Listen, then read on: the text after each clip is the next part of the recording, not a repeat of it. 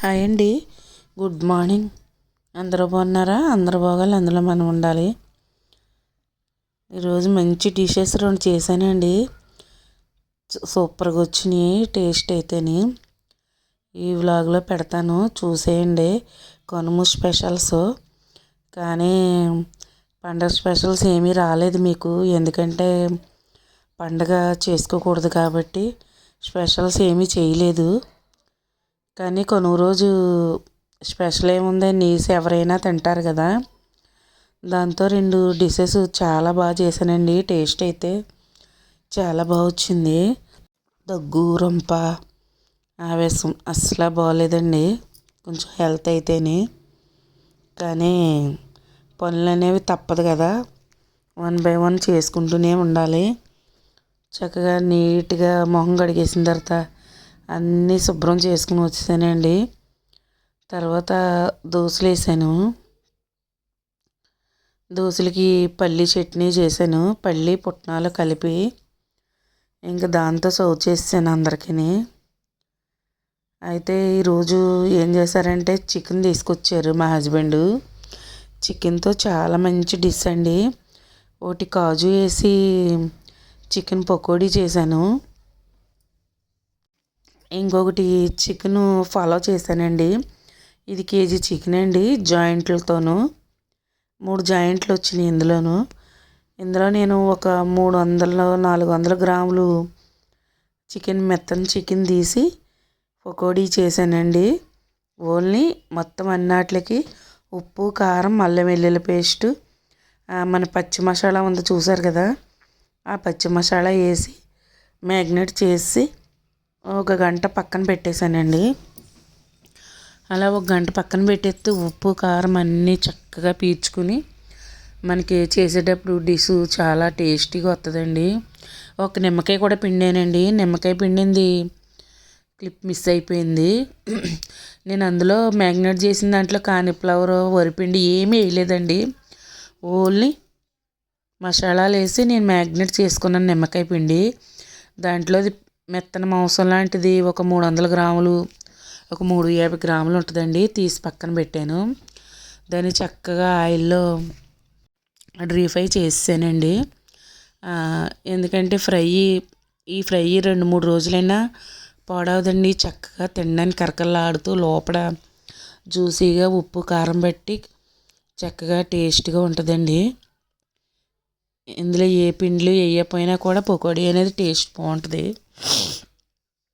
పిండి ఎత్తేనే పకోడీ కాదండి. మీరైతే కనుమ స్పెషల్ ఏం చేశారండి? మేమైతే నైవేద్యాలు అవి ఏమీ పెట్టలేదు, మామూలుగా బయట నుంచి తెచ్చుకొని చేసాము. చక్కగా కాజు, పచ్చిమిర్చి, కరివేపాకు చక్కగా దోరగా వేపేసుకుంటే ఆ ఫ్రైలో కలిపేసుకుంటే చూడడానికి లుకింగ్ వైజ్ బాగుంటుంది, తినడానికి కూడా టేస్ట్ బాగుంటుందండి. చక్కగా ఒక కాజు, చిన్న చికెన్ ముక్క తింటే ఉంటుంది నా సామిరంగా, సూపర్ టేస్ట్ అండి. తర్వాత ఇంకా మిగిలిన మ్యాగ్నేట్ చేసింది ఉంది కదండి, దాన్ని అయితే నేను పలావ్ చేశానండి. బాస్మతి రైస్ కాదు, మామూలు సోనా మైసూర్తోనే చేశాను.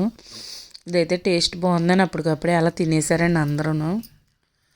తర్వాత దానికి ఒక 3 ఉల్లిపాయలు తీసుకుని ఒక 2 పచ్చిమిరపకాయలు తీసుకున్నాను. వాటిని దోరగా వేపుకుని, మీకు తెలుసు కదా నేనైతే కర్రీ చేసి వేస్తాను, అలా అయితే మనకు పలావ్ అనేది టేస్ట్ బాగుంటుంది.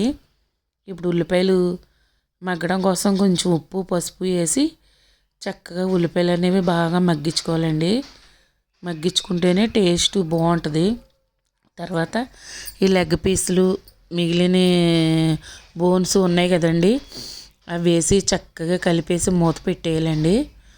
అలా అయితే కొంచెం మనకి నీరు అనేది ఉగ్గి అది చక్కగా మెత్తపడుతుంది అనమాట. ఉప్పు వేసాం కాబట్టి ఎలాగైనా మెత్తపడుతుంది అనుకోండి. చక్కగా చూసారు కదా, కొద్దిగా నీరు వచ్చింది. ఈ నీరు రావడం వల్ల అంత ఎక్కువ ఏమీ నీరు రాలేదండి, ఎందుకంటే మనం మ్యాగ్నేట్ చేసి పెట్టాం కదా. చక్కగా దాన్ని మళ్ళీ ఒక్కసారి కలుపుకోవాలండి, కలుపుకొని మూత పెట్టుకోవాలి.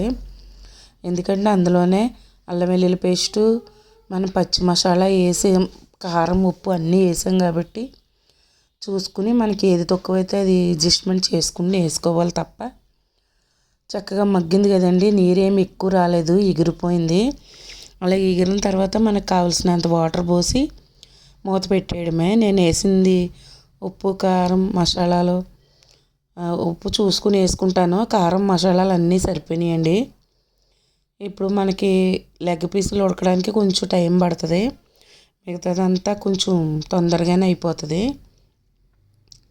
కూర అయితే రెడీ అయిపోయిందండి. ఇప్పుడు పలావ్ చేస్తున్నాను అన్నాను కదా, ఈ పలావ్కి బాండీ పెట్టి ఇప్పుడు ఇందాక నేను ఫ్రై చేశాను చూసారా, అదే ఆయిల్ యూజ్ చేస్తున్నానండి. ఎందుకంటే మనకి చికెన్ ఫ్లేవర్ దిగుతుంది కదా అందులోను, ఆ ఆయిల్తో చేస్తే టేస్ట్ అనేది చాలా బాగుంటుంది. ఒకసారి ఇలా ట్రై చేయండి, ట్రై చేసి చూడండి. హోల్ గరం మసాలా, కొంచెం జీడిపప్పు వేసాను.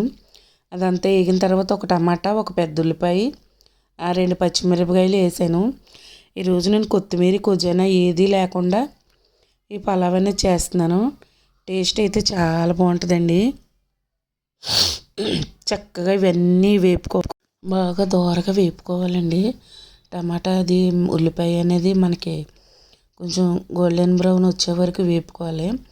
నేను 2 గ్లాసులు బియ్యం తీసుకున్నాను కదా, 4 గ్లాసులు వాటర్ చక్కగా పక్కన పెట్టి మరగబెట్టుకున్నానండి నేను.